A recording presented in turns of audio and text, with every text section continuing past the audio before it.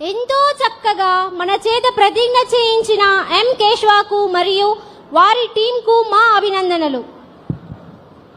ఇప్పుడు మన మధ్యలో ఉన్న 9వ తరగతి విద్యార్థి ఆర్ చరణ్ తేజ్ ని తన సందేశాన్ని అందించవలసిందిగా కోరుతున్నాము.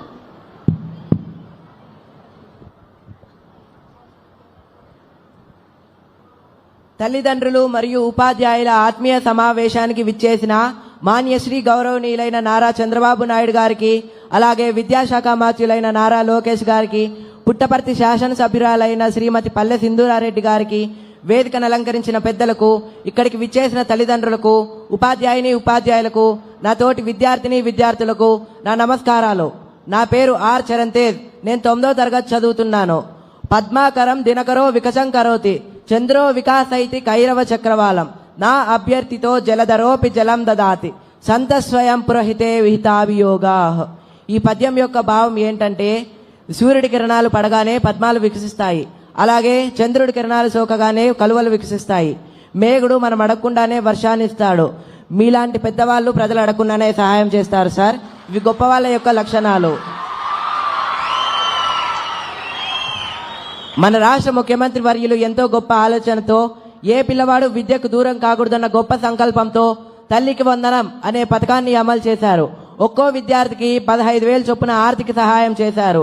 కుటుంబంలో చదివే విద్యార్థులు ఎంతమంది ఉంటే అంతమందికి తల్లికి వందనం అందజేస్తున్నారు. మా గృహం నందు కూడా మేమిద్దరం తల్లికి వందనం లబ్ధి పొందాం సార్.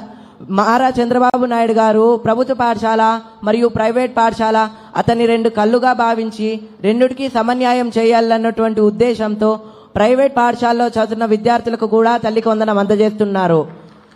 1వ తరగతి నుంచి 12వ తరగతి వరకు చదువుతున్న ప్రతి విద్యార్థికి తల్లికి వందనం అందజేస్తున్నారు. ఈ సందర్భంగా నేను నా ఫ్రెండ్ వాళ్ళ జరిగిన ఒక ఫ్యామిలీ ఇష్యూ మీకు చెప్పాలనుకుంటున్నాను. నా ఫ్రెండ్ వాళ్ళ ఫ్యామిలీ చాలా పూర్ ఫ్యామిలీ. వాళ్ళ ఫ్యామిలీలో టోటల్ 5 మెంబర్స్ ఉంటారు. మదరు, ఫాదరు, వాళ్ళకి 3 కొడుకులు. గత ప్రభుత్వం తల్లికి వందనం ఒకరికే ఇవ్వడం వల్ల ఒకరు మాత్రమే చదువుకోవడానికి వీలుంటుంది. మిగతా 2 వాళ్ళ పేరెంట్స్తో కలిసి కూలి పనికి వెళ్తూ ఉంటారు. అది గమనించిన మన రాష్ట్ర ముఖ్యమంత్రి వర్యులు, ఏ పిల్లవాడు ఇలా కూలి పనికి వెళ్ళకూడదు, 18 ఏళ్ల వయసు లోపున్న ప్రతి పిల్లవాడు కంపల్సరిగా పాఠశాలలో లేదా కళాశాలలో చదువుకోవాలా అనే గొప్ప సంకల్పంతో తల్లికి వందనం అనే పథకాన్ని అమలు చేయగా, కుటుంబంలో ఎంతమంది విద్యార్థులుంటే అంతమంది విద్యార్థులకి తల్లికి వందనం అందజేస్తున్నారు. మీరు ఈ తల్లికి వందనం అందజేయడం వల్ల వాళ్ళు సంతోషంగా పాఠశాలకు వెళ్ళి చదువుకోగలుగుతున్నారు సార్. మీరు ఇంత గొప్ప కార్యాన్ని తలపెట్టినందుకు నా హృదయపూర్వక నమస్కారాలు. నేను మీకు మాట ఇస్తున్నాను సార్, మీరు ఈ తల్లికి వందనం క్రింద ఇచ్చిన అమౌంట్ ఏదైతే ఉందో ఇది నేను వృధాగా వాడను. నా పై చదువు కోసం ఉపయోగించి మీ ప్రభుత్వంలోనే నా చదువు అంతా ఫినిష్ చేసి ప్రభుత్వానికి, దేశానికి ఉపయోగపడేలా తయారైతానని మాట ఇస్తున్నాను sir. Thanks for giving this golden opportunity. ఎంతో చక్కగా మాట్లాడిన చరణ్కి మా కృతజ్ఞతలు.